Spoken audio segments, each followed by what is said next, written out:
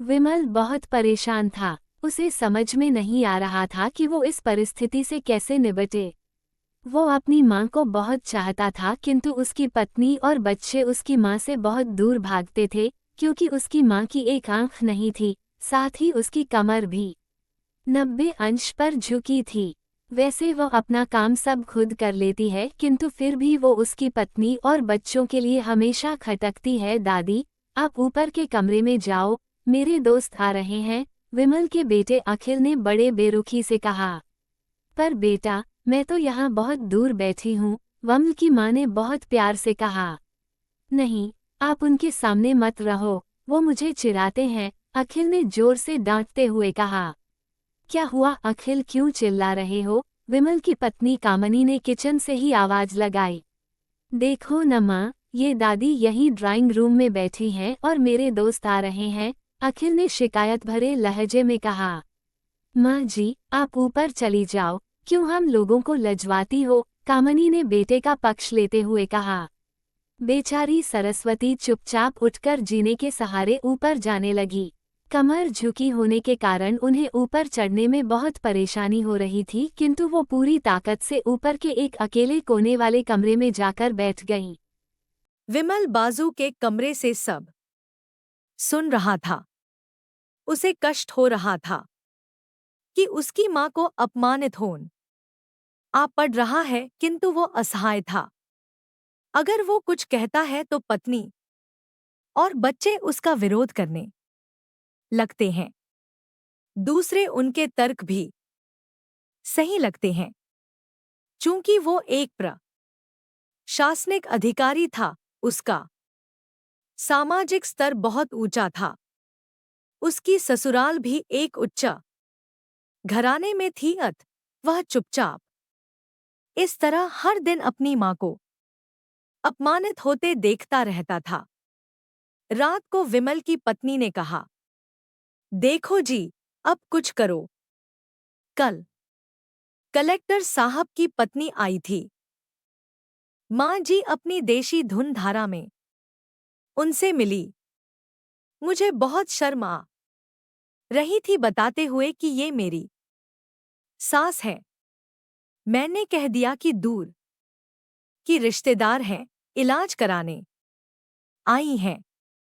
विमल को रोना आ गया, किंतु फिर भी वह चुप रहा। उसे समझ में नहीं आ रहा था कि वो क्या करे। अपने बेटे की मन स्थिति को सरस्वती अच्छी तरह से जानती थी और बेटे को कोई कष्ट न हो इसलिए वो हर बात को चुपचाप सह लेती थी। विमल बहुत उदास रहने लगा।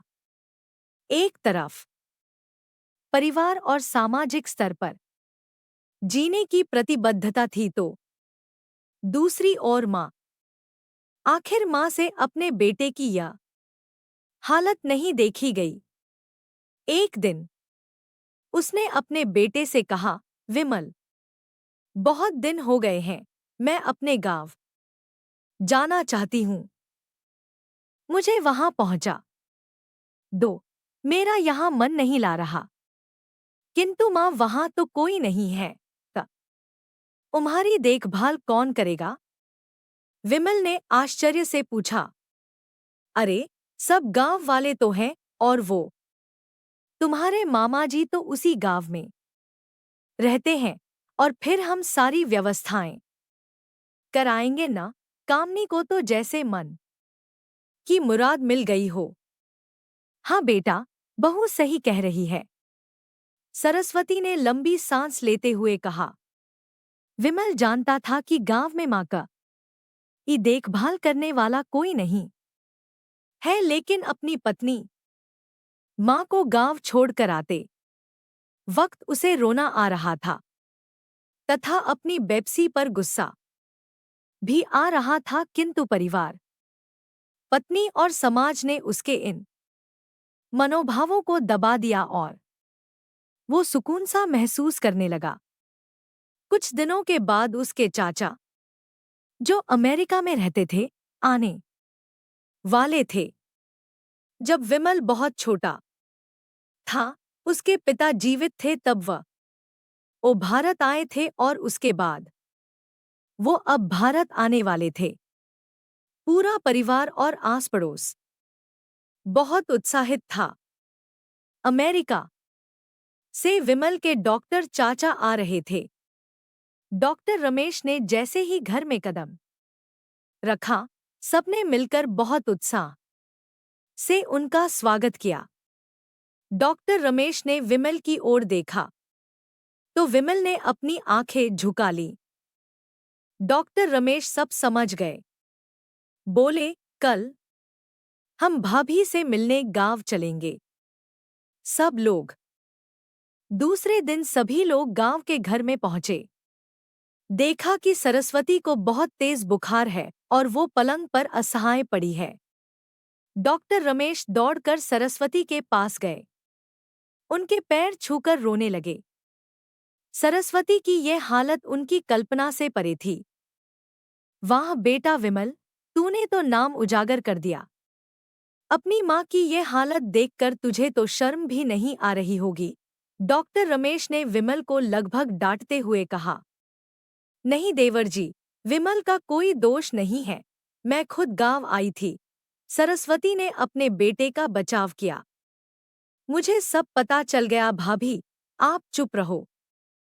क्यों बहू, तुम्हें अपनी सास की कुरूपता पसंद नहीं है?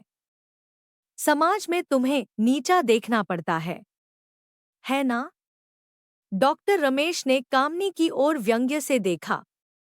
कामनी निरुत्तर होकर विमल को देखने लगी। आज तुम जिस सामाजिक स्तर पर हो, वो इन्हीं के संघर्षों की देन है। और बेटा विमल, तुम्हें शायद मालूम न हो कि बचपन में जब तुम 1 साल